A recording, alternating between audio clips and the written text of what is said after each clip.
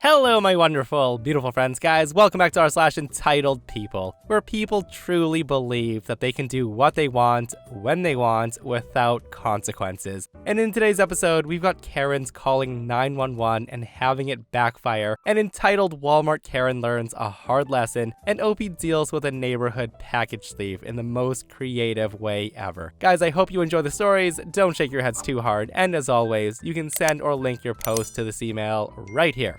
That was my phone. Let's dive in, guys.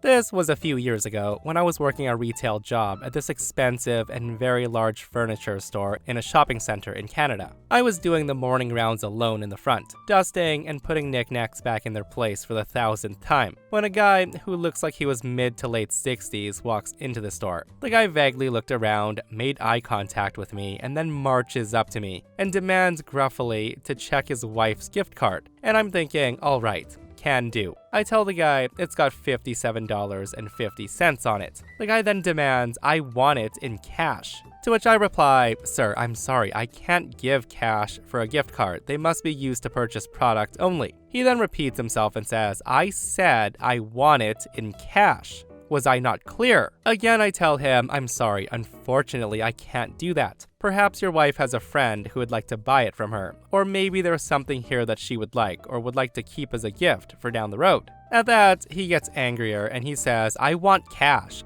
Gift cards expire and I want cash now." I just tell him, "I'm sorry, I really can't do that. Our store doesn't allow it. But the good news is, gift cards no longer expire. It's been the law for a number of years now." He then accuses me of stealing money from him and screams at me, "I want my money. I'll call the cops. I want my money." The guy was raging, and by this time, I'd moved strategically behind the big cashier desk in the store, which is a 20-foot long, 2-foot wide mammoth where our phone was also located, as well as the 15-pound gold/brass-plated steel candelabras if I was forced to choose a method of defense. Unfortunately, my only other coworker that morning was our shipping guy, who was doing inventory in the stockroom with headphones on, so he didn't hear any of this. And our stockroom door was way too far away to be a safe option to run to. I again tell him, "Sir, I'm sorry, I can't help you with that. If you can't find something here now, I suggest you come back with your wife, and perhaps she'll be able to figure something out." Now, I thought that would work, but the guy literally screams to the point of spitting everywhere, saying, "You're stealing from me. I'm gonna call the cops. I'm gonna call the cops on you." So yeah, at this point, it's going nowhere, so I call his bluff. I say to him, "Okay, I'm so sorry you feel that way. Here's the phone." I then put the phone on the counter, and I stepped back as far as I could in case the guy tries to throw it at me. He does look surprised at this turn of events. I think it might have been my too chill and too happy to help attitude when handing over the phone that made him suspicious. He then says to me, "I will. I'm gonna call the cops. I'm gonna call them right now." To which I just reply, "Yep. Do what you gotta do. Go ahead. The phone's right there." And with that, he dials 911. Now, our phones were up to maximum volume because when it's busy, it's hard to hear. But in the morning, when it's dead, clear as day. I hear the operator pick up and ask Buddy what the emergency is. And the guy screams at the operator saying, "I'm at so-and-so mall at this location, and they are robbing me. They're stealing from me." The operator tries to do their job, asking for clarification, etc. Meanwhile, the idiot continues repeating himself, agitated, increasingly getting more red-faced, and keeps repeating, "They're stealing from me. Do you understand? Something needs to happen." So after a couple of minutes of this, I raise my voice and say, "Sir, can I please speak to the operator for a moment?" The guy says, "No, I got this."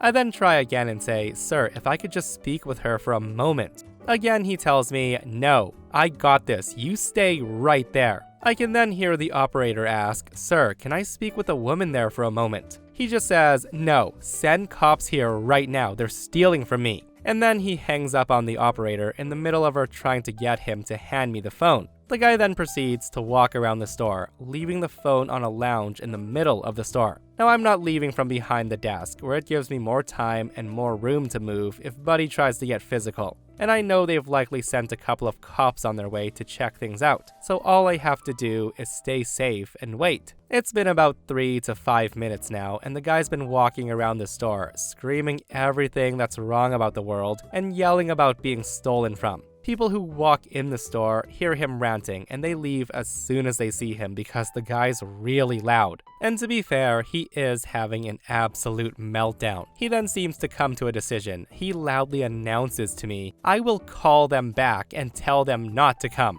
I will keep the card and phone your manager. Say bye-bye to your job." He then gave me this weird grin when he said that, and I'm sure he thinks he can get me fired. And also, one doesn't simply call 911 and then tell them not to come like you're canceling a dinner reservation. He then grabs the ringing phone from the lounge, likely a customer, hangs up on whoever was calling, and then calls 911 again. And he says, "Hello, I'm the guy from the store in this mall. Yeah, no, don't bother sending the cops. I got this. So don't bother coming." He then hangs up the phone again, and I'm thinking, my goodness, this guy's just upgraded the situation and he doesn't seem to have any idea. I, on the other hand, make an educated guess that they'll be sending more than 1 or 2 extra squad cars now. I'm just so tired of this man tantrum that I want to make sure he's trespassed, as well as getting taught a good lesson, so I stall him as much as possible. I want to make sure he's still there when however many cops arrive. So I say in a calm voice, "Oh yes, my manager's scheduled to be here in an hour, blah blah blah." I then direct him to look at different areas of the store while he waits for my manager to arrive. This idea of speaking to my manager has him in a sudden good mood, like a switch has flipped. Meanwhile, the phone continues to ring on the lounge. At about the 12-minute mark after the second 911 call, 2 very large officers slowly open the door, and they walk inside, with 2 more standing outside. The guy's in the back corner of the store, oblivious at this point, looking the opposite way. I wave the officers to the counter, and they ask what the heck is going on. So I recap, and their reaction is, "We all got called here over a gift card?" I tell them, yeah. They ask, "Where is he?" I just point to the guy in the back corner and I say, "That guy." So they walk over and start talking to him, but Buddy starts getting agitated, yelling at them for coming when he called 911 to cancel the cops coming. Now he's yelling at them, and the cops are looking less and less impressed, and that's when another pair of refrigerator-sized officers come in to cuff the guy and escort him out the store. And the whole time, the guy's babbling on about how he's entitled to a refund, blah blah blah, how dare they arrest him, blah blah blah, and that he canceled them. So they shouldn't have even come here. So it turns out there were 4 cars and 8 officers total at my end of the shopping center, and also a number of others at the other entrances. They locked the whole mall down due to this guy. And yes, he was absolutely trespassed and he got a 5-year ban from the whole shopping center. And the guy's also known to police, and they let us know that on the follow-up. I felt like a devil offering a deal when I gave him that phone, and it was glorious. Guys, it is absolutely baffling how entitled some people can be, right? Like, all of this happened over a $50 gift card. And that guy was truly in his own world, because after all the tantrum throwing, screaming at OP, and basically scaring everyone out of the store, he still thought there's no way I'm getting in trouble for this. They are in the wrong. And honestly, calling 911 to cancel had me laughing, guys. Like OP said, did the guy think it was easy to just cancel cops like a dinner reservation? And I can only imagine what his wife thought about the whole thing. Probably something like, "You were supposed to go check the balance of the gift card, not get arrested." But hey, entitled people, am I right? So I hadn't thought of this in years until my daughter brought it up and suggested I share it. This happened in 2020. At the time, I was living in the Midwest and my daughter was living in the Pacific Northwest. She had started getting into haunted dolls, and when lockdown happened, she picked up customizing porcelain dolls to keep herself occupied. I had sent her a few old dolls that I'd found in thrift shops, but when I called her to see what she was going to do with them, she told me she never got the package. That's when she told me that porch piracy had become a huge problem in the town. She said it's always been an issue, but since lockdown had started, they had gotten beyond blatant, and it was almost guaranteed that you wouldn't get your packages unless the mail person directly hands it to you.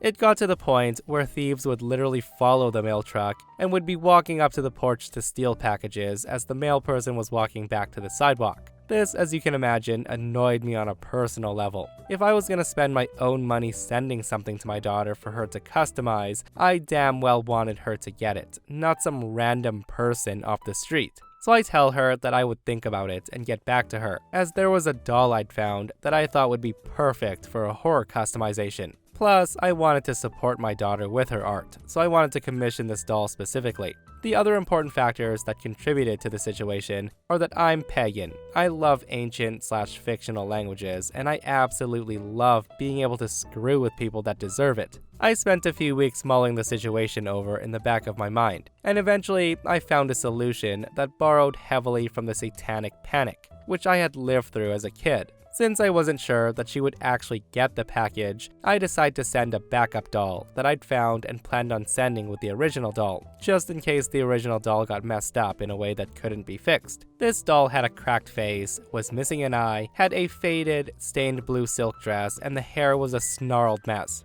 I found a shoebox that fit the doll with a little room to spare, and then got to work. Everything I wrote is approximated because I was an idiot and I didn't take a picture before I mailed it off. First, I aged some printer paper with coffee. I then crumpled it up until it was soft and then cut out 6 squarish pieces. I created 2 sigils and drew them on 2 of the pieces. One small one where the sigil took up most of the paper, and one larger one where the sigil was in the center but had plenty of room around it to write other stuff. The sigils were based on the phrases "F off thief" and "This is not yours." I also used a Gallifreyan translator app, and I created a symbol that translated into "May you perpetually step on Legos barefoot in the dark." The 4th and 5th pieces of paper had random symbols drawn on them, including alchemical, astrological, the symbols from some 70s metal albums like Led Zeppelin, and random shapes I doodled. The last one, I used a Klingon translator, and I wrote out "F you effing crook," both phonetically and in the actual Klingon alphabet in a spiral that filled up the entire piece. I also took a larger piece with a "Not Your" sigil in the middle, and then wrote phrases, cursing them unto the 100th generation, and accused them of preferring goats as partners, in Norse runes, angelic script, and 2 other languages I don't remember. Then I burned some of the edges and some small spots throughout the papers. Once I was done with that, I rolled the largest piece into a tube. I then tied it with black and red ribbons, used wax to seal it, and tied it to the doll's hands over her chest with black twine. I then wrapped 4 of the pieces around the arms and legs of the doll and sealed them with wax and stuck on the last piece, the small sigil over her face. I also used a pentacle wax seal stamp to stick it to her forehead. After that, I wrapped the doll in some ancient tissue paper I'd found in my basement and then put it into a shoebox. I added several red, black, gray, and green quartz crystals, as well as some pinches of dried herbs and flowers from my altar supplies. I then finished the whole thing off with a short note written on torn notebook paper that essentially said that I was grateful to get this cursed thing off my hands and that I'd tried to seal the evil spirit possessing the doll as best as I could, but I didn't guarantee it would work and that it was the buyer's problem now. I also stated no refunds, no returns, and if the buyer dies, it's not my fault. I went absolutely cheesy 80s horror movie with the note, and it was completely overblown. I figured that anyone sensible would think this was a prank or a prop, but mostly I just wanted to make my daughter laugh, or at least momentarily freak out whoever stole the box. I wrapped the box in duct tape, then in brown grocery bag paper, added some more random symbols on the seams, and then mailed it off to my daughter. And here's the aftermath. My daughter said that she'd got the notification that the doll had gotten delivered, but when she went to retrieve it, nothing was there. A few hours later, she was sitting in the living room when she hears a loud thump against the door, and a sound of a vehicle speeding off down the hill. When she opened the door, she found a ripped open and hastily retaped box, containing only 2 things. The doll buried in what looked like 2 full canisters of salt. She thought that was odd, but she forgot to ask about the salt when she texted me to let me know the doll had actually made it. We were talking about the doll last year when she asked me why I sent it in salt. I asked her what she was talking about. After she described how the doll arrived, I told her how I'd actually packaged it up. She was kind of bummed that she didn't get to see it in all its ridiculous glory, but also mentioned that she hasn't had a problem with porch pirates since then. So I guess the local porch pirates were so terrified of the curse that they might have unleashed on themselves that they've avoided this area since then. I genuinely thought the whole thing was so over the top and so cheesy that it would be obvious it was fake. But whoever stole it the first time was so terrified that they had to drown the doll in salt to break the curse. And I genuinely hope they step on Legos barefoot to this day. Man, what an absolutely brilliant way to get back at Porch Pirates, guys. And I bet they were freaking terrified when they opened that box, because who the heck wants a curse placed on them? I would be freaking the heck out, but also I'm not stealing packages that don't belong to me. Also, freaking hilarious how they drowned it in salt though. But hey, serves them right? Okay, so this happened during my trip to Walmart for a quick grocery trip to pick up some stuff I was low on. Quick in and out trip, 15 minutes at most. Sad to say, it didn't end up being a fast trip because when I arrived at the checkout, I was stuck behind a boomer who wanted to cause a scene. The guy in front of me was with his wife, and they were arguing loudly about who knows what. They also had a substantial amount of stuff on the belt, including a few large bottles of various alcohols. When the old guy scanned his way back to the bottles of alcohol, he suddenly froze and began searching around for an associate, who I presume he wanted to come and scan his ID. Now, the problem was, he didn't scan any of the bottles. He just looked up and he stared directly at a girl who was busy. After about 30 to 45 seconds of not scanning anything, he loudly shouts at the girl, "Excuse me," in his most condescending tone, followed by, "Can you come and scan my effing ID?" His tactic did work, as the employee in question immediately whips around and walks over. He was doing the typical arms crossed BS, looking like everything was a giant inconvenience. And I'll also note that the guy hadn't scanned a single bottle of alcohol yet. When this young woman was in speaking range, the guy began to lay into her. He screams at her and says, "It makes me real sick to see workers standing around when they're on the clock doing absolutely nothing. When people like me have schedules to keep. Can you do your effing job please and scan my damn ID?" She just responds, "Excuse me?" And he goes on and says, "You effing heard me. Get off your damn phone and scan my card so I can get the hell out of here." Now, I would like to note a few things about this interaction up to this point. First off, this individual was still in a work outfit, a mechanic's coveralls for a local mom-and-pop tire company, one in which I know the owner pretty well. He's a family friend. Second, he was still wearing his name tag. The guy's name was Eric, and because of this, I knew how to address him. Eventually, he asked the cashier very rudely if she's gonna scan his ID, and she flat out tells him, "No, I don't think so, not after how you've treated me. You can talk with my manager." And I'm thinking, good for her. She then gets on a walkie-talkie and she calls for a manager to come to the register. Meanwhile, the guy just briskly walked off towards customer service at the front of the store. He then starts loudly hollering how this is all BS and he's just expressing his First Amendment rights. It was at this point where I actually found some balls and decided to give my opinion, unsolicited, just so this guy could get an outside perspective on how much of a jackass he was being. I say, "Excuse me, but the First Amendment doesn't protect you from looking like a D-bag to random strangers in Walmart when you treat other people like crap." Hearing that, the guy wheels around and he locked eyes with me and he says, "What did you just say to me?" I just smirked and said, "Oh, hard of hearing, are we? I'm pretty sure you heard what I said." And the guy visibly looks shook on the spot. He says, "This isn't any of your effing business, so butt out." I let him know I disagree. When I see someone acting like an a-hole for no good reason, I make it a point to speak up. You seem to think that by stating you have a First Amendment right means you can say whatever the hell you want without consequence. But that's not how it works, sir. The First Amendment protects you from government overreach for speaking your mind. It does not protect you from the consequences you face from others for your words or your opinions. He just screams at me and says, "That's besides the point. I'm sick and effing tired of these minorities doing nothing and getting a paycheck for it." He said that rather loudly and unaware that there were quite a few people staring at this point. And I'm thinking, hooray, racism's entered the chat. At this point, the manager shows up, and the guy starts in on how he scanned his alcohol, and that associate in question was very rude to him and refused to serve him. He then started stating that she told him he wouldn't get help because he was white, and that's when I interjected again and said, "Ma'am, that is not what happened.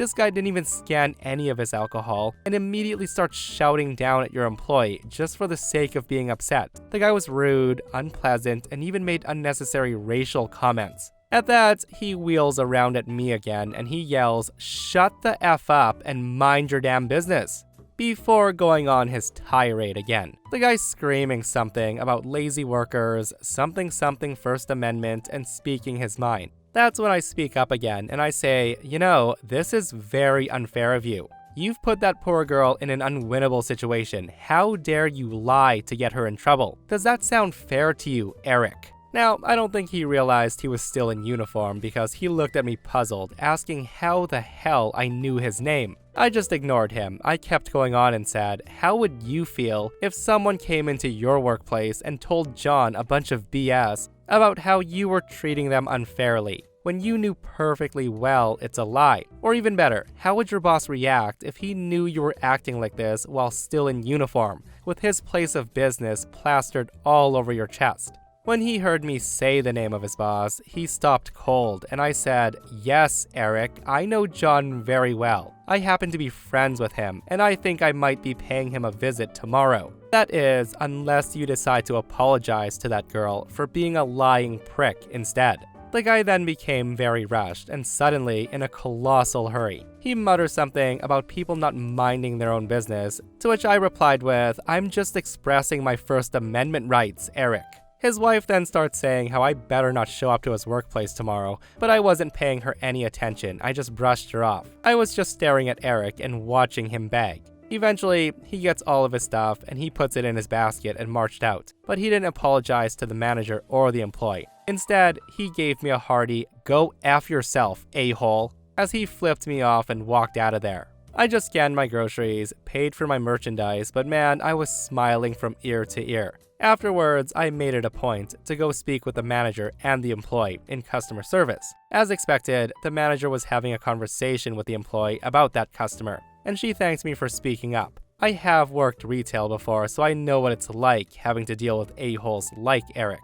It would be a cold day in hell before I let somebody pick on an employee and then weasel his way into a victim role with management. Not on my watch. So now, my next plan is to show up to his tire shop tomorrow. I really hope Eric's there. I'm just gonna walk in, smile at him, and then ask to see the manager. And then I'm just gonna weave the nicest story about how he treats the employees at Walmart. So much so that I was compelled to stop in and tell his boss that he has a real winner on his hands and that I'm a customer for life now. Maybe he'll get the message that way, and maybe he'll realize that I could have started a whole crap storm for him, but I chose not to. Because unlike him, I'm not an effing a-hole. Honestly, in situations like this, guys, you almost have to be the a-hole and make the guy suffer the consequences of his actions, right? Like, if you're gonna show up to the guy's workplace over this, you might as well tell the whole damn story in its absolute truth, right? Like, why make up a fake story that he was the best employee ever in hopes that he'll quiver in his work boots, knowing that you know the owner and that he'd better watch out.